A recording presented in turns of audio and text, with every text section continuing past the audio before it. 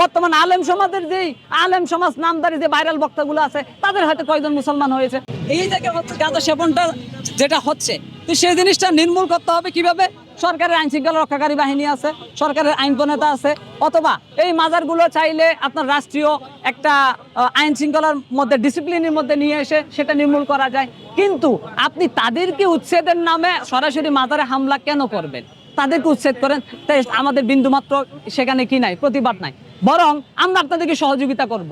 এই ধরনের যারা গাঁজাখোর, নেশাখোর, মদখোর এই মাজারের আশেপাশে ঘুরে বেড়ায় তাদেরকে লাত্তি দিয়ে ওখান থেকে বের করে দেন। কিন্তু আপনি মাজারে কেন হামলা করবেন? মাজার তো আধ্যাত্মিকতার জায়গা, ধর্মীয় সম্প্রীতির জায়গা। শুধু মুসলমানদের জন্য একটা পবিত্র স্থান তা না। পবিত্র স্থান বলতে আমি এই অর্থে বলছি, তারা মানুষগুলো পবিত্র ছিলেন বলে তো আপনি খাজা মঈনুদ্দিন চিশতি রহমতুল্লাহ আলাইহির একটা কথায় বা তার মতাদর্শে অনুপ্রাণিত হয়ে 90 লক্ষ মুসলমান, 90 লক্ষ হিন্দু একসাথে মুসলমান হয়েছে। আমি আপনাকে দেখে বর্তমান আলেম সমাজের যেই আলেম সমাজ নামদারি যে ভাইরাল বক্তাগুলো আছে তাদের হাতে কয়জন মুসলমান হয়েছে? আপনি বলেন।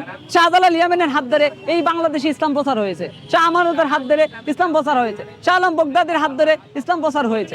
কিন্তু আজকে দেখা যাচ্ছে যারা এই যে উগ্রবাদী তৌহিদি জনতা যারা সমর্থনকারী, বিভিন্ন ভাইরাল বক্তারা বলে বিভিন্ন কথায় যে বাজার যেখানে আছে ভেঙ্গে গুড়িয়ে দাও। অথচ যে হাদিসটা ছিল হযরত রাসূলুল্লাহ সাল্লাল্লাহু আলাইহি ওয়াসাল্লাম হযরত আলী রাদিয়াল্লাহু তাআলা যখন বলছেন মক্কা থেকে মদিনায় হিজরত করেছেন, তখন বলেছেন যেই উঁচু উঁচু কবরগুলো ছিল এগুলো ইহুদি খ্রিস্টানদের, এগুলোর কারণে মসজিদে নববী করা যাচ্ছিল না এবং মুসলমানরা বিভ্রান্ত হচ্ছিল।